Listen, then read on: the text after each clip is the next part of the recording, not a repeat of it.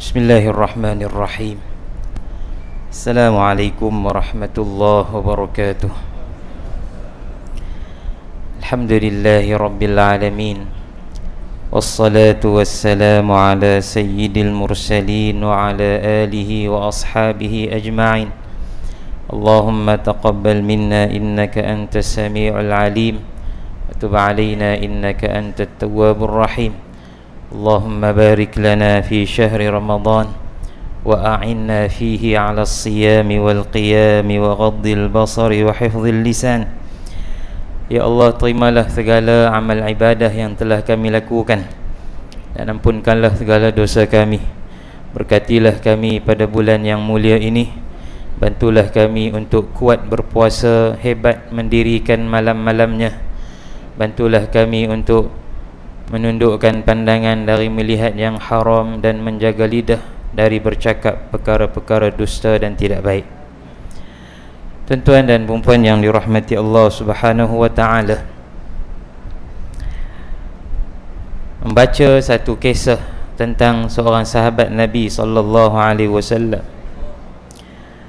yang bernama Mus'ab bin Umair, dicatat dalam kitab Syabab Haular Rasul, anak-anak muda yang mendukung dakwah Nabi sallallahu alaihi wasallam. Sayyiduna Mus'ab bin Umair adalah contoh kepada kesungguhan dan istiqamah, contoh kepada tidak ada sesuatu yang lebih besar daripada Allah dan Rasulnya. Ketika sedang berada dalam kemuncak kenikmatan, tidak ada anak muda yang setanding taraf hidup, gaya hidup, kemewahan, kesenangan, bahkan sumber kewangan yang tak pernah putih. Yang mak ni berbanding ayah dia, mak dia lebih dihormati oleh orang-orang Quraisy. Segala keputusan mak dia adalah keputusan kabilah mereka. Dan apa yang anak ni nak, semua boleh dapat. Hang tu usah kerja, hang tu usah buat apa, hang pergi keluar pergi seronok.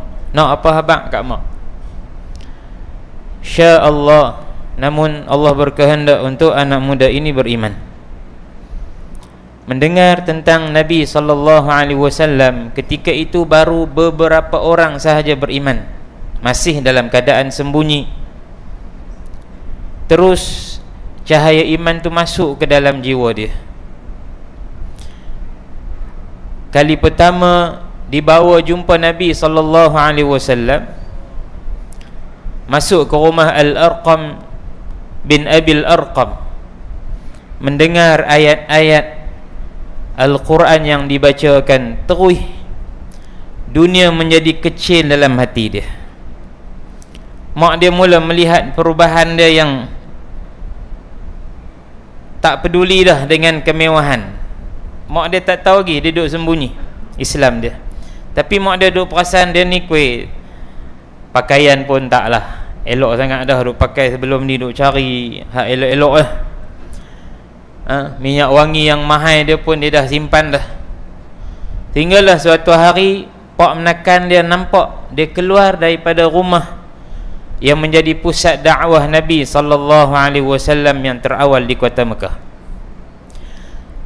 Terus sampai khabar itu kepada ibunya, bahkan kepada kabilah dia.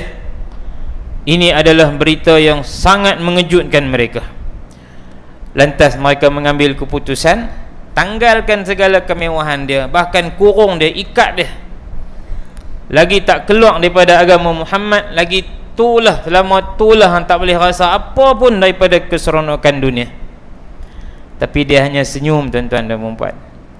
Dia hanya mencari helah untuk bebas dan pergi bertemu Nabi sallallahu alaihi wasallam, dan akhirnya itulah apa yang dia dapat. Keluarga dia masih mengejar dan menekan dia, ambil keputusan hijrah pergi ke Habasyah. Sampai di Habasyah diterima oleh Raja Habasyah An-Najashi. Namun selepas beberapa ketika, Quraisy dihantar berita palsu sampai ke Habasyah, katanya Mekah telah berdamai dengan Muhammad sallallahu alaihi wasallam. Punya seronok tuan-tuan dan puan dirahmati Allah. Yang kata boleh balik kampung ni adalah memang sangat menyeronokkan.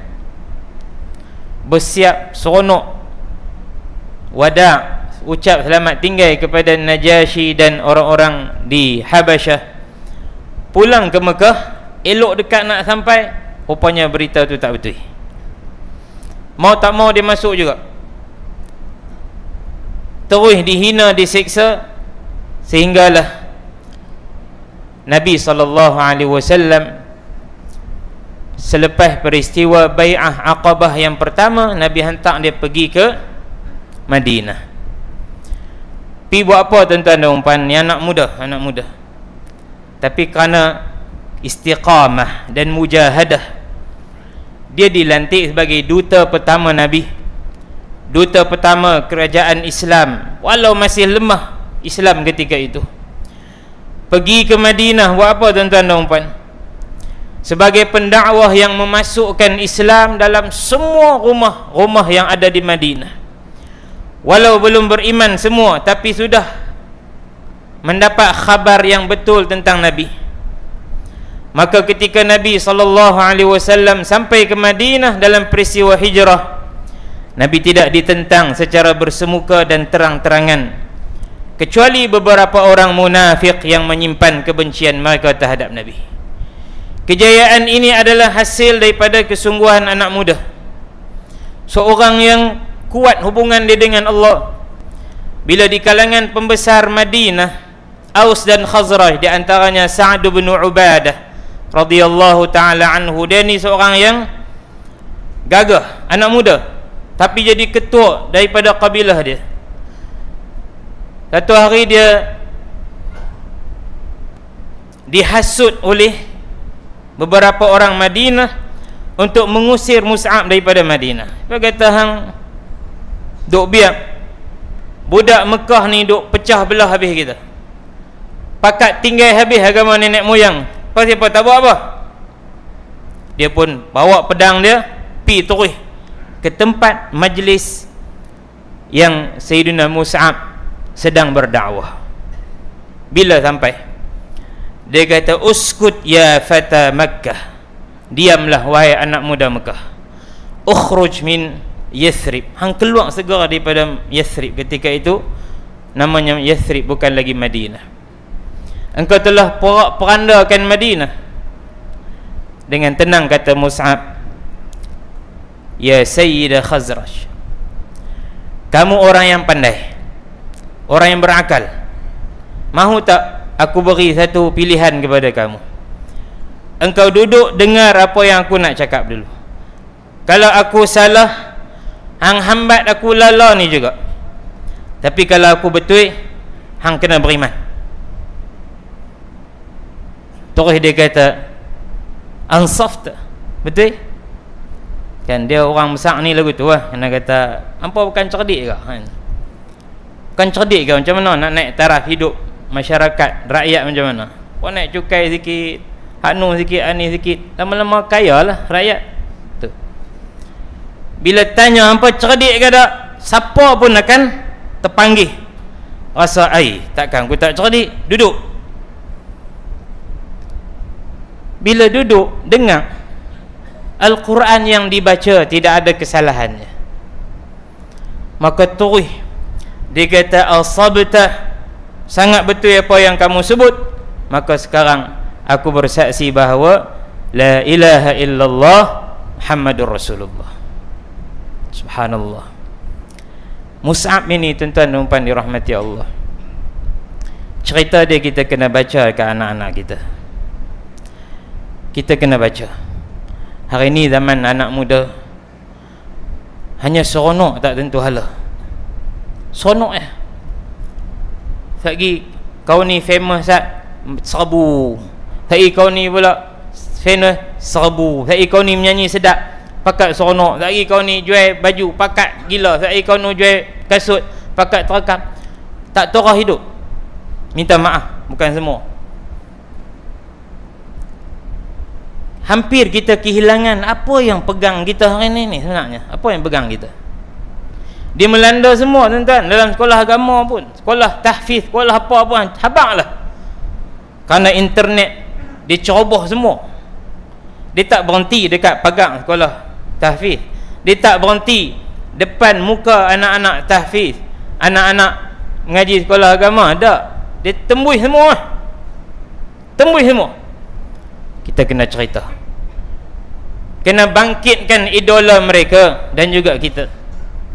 Mus'ab ini tuan-tuan dan puan dirahmati Allah, pada peperangan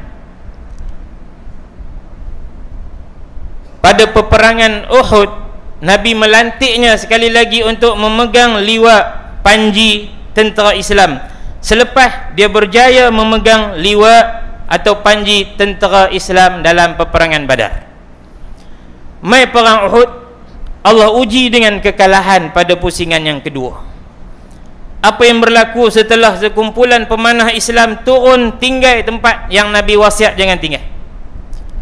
Maka datang musuh serang dari depan dan belakang. Nabi jatuh dalam lubang yang dikorek oleh seorang munafik yang diam-diam berpakat dengan Quraisy. Bila Nabi jatuh, datang beberapa pembesar Quraisy, di antaranya Ubay bin Khalaf dan Ibn Allahumma salli ala Muhammad, Qami'ah nama dia, Ibn Qami'ah. Depa dua orang ni kata, la najautu in naja Muhammad, kami akan binasa kalau Muhammad masih selamat. Memang tekad sungguh nak bunuh Nabi sallallahu alaihi wasallam. Melihat Nabi jatuh dalam lubang, orang duk panah lubang. Datang Ubay dan juga Ibn Qami'ah ini dengan sungguh-sungguh pegang pedang nak cantai Nabi. Datang Mus'ab dengan pegang satu bendera dan satu tangan lagi pedang. Lawan, pertahankan Nabi hingga tiba-tiba tangan kanannya dipotong. Putus tangan kanan dia. Dia paut bendera tu lebih kuat dengan tangan kiri dia. Sambil duduk mengelak, nak buat apa lagi? Pedang tak boleh pegang dah. Pum, putus pula tangan kiri. Sambil tunduk, dia angkat bendera tu, dia peluk dengan lengan dia yang masih berbaki. Tuan-tuan, dia boleh beredak, dia boleh lari, dia boleh berlindung, dia boleh panggil, oi mai tak, siapa-siapa ada pegang tak bendera ni, aku dah putus tangan. Dia pegang. Datang Ibn Qami'ah, menusuknya dengan tombak, tembus dari depan sampai belakang, gugur syahid, sambil dia melepaskan panji itu kepada dua orang sahabat yang lain di kalangan orang Madinah. Tuan-tuan dan puan dirahmati Allah, walau tak lama hijrahnya ke Madinah dengan Nabi, tahun ketiga dia sudah wafat. Yang ketika dia wafat, tuan-tuan, dia hanya pakai sehelai kain menutup perutnya ke bawah, yang tak boleh dijadikan sebagai balutan, kain balut untuk dikebumikan. Tak boleh. Ketika mana dia dahulu seorang anak muda yang kaya, anak bangsawan yang hebat, tapi tempoh yang singkat itu telah mengalirkan kepadanya pahala yang cukup banyak. Madinah beriman hasil dia. Subhanallah. Dan kesungguhan dia pertahankan Nabi. Kita hari ni tuan-tuan dan puan, kita mengadu panas. Bulan puasa kita kali ni panas.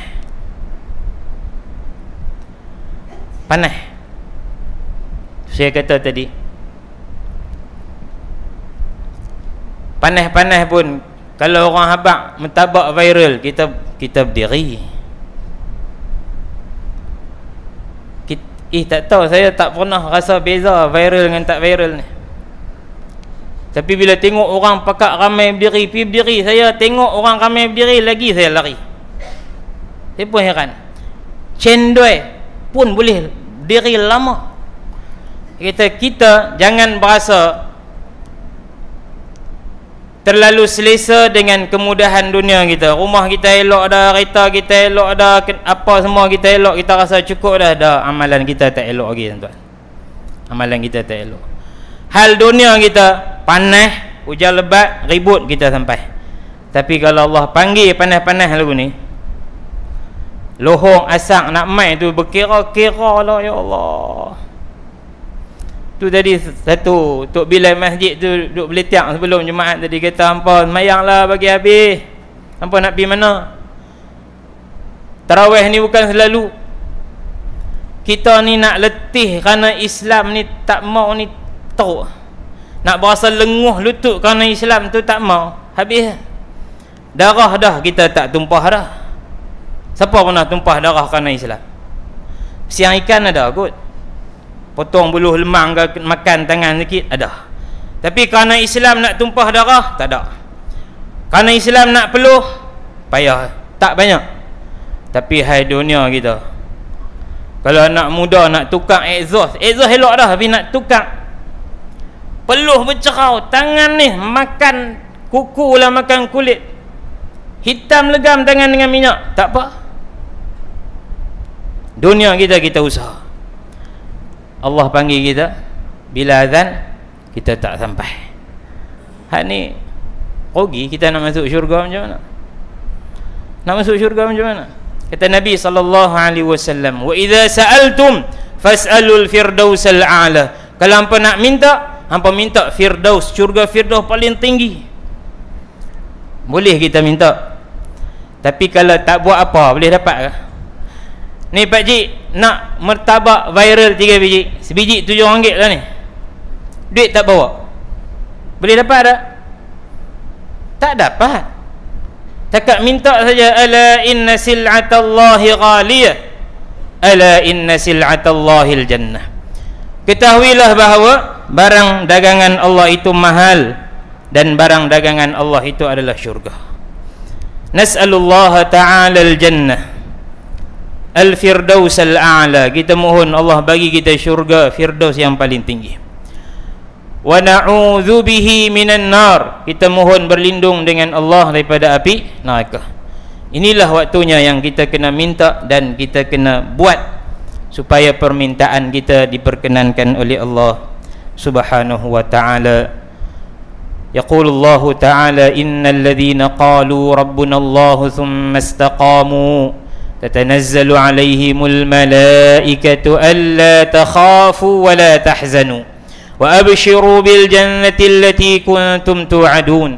Sesungguhnya orang-orang yang beriman yang istiqamah, terus beriktikad tentang ketuhanan Allah dan melaksanakan ketaatan, akan turun para malaikat bertimpa-timpa mengucapkan kepada mereka kata-kata yang hebat, bahawa janganlah kamu bersedih ketika hidup di dunia, kami cukupkan segala keperluanmu.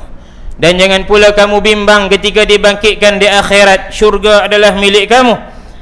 Dan bergembiralah dengan syurga yang dijanjikan oleh Allah kepada kamu, yang di dalamnya kamu nak minta apa pun kamu dapat. Kamu menjadi tetamu kepada Allah Subhanahu wa ta'ala, nuzulam min ghafurin rahim.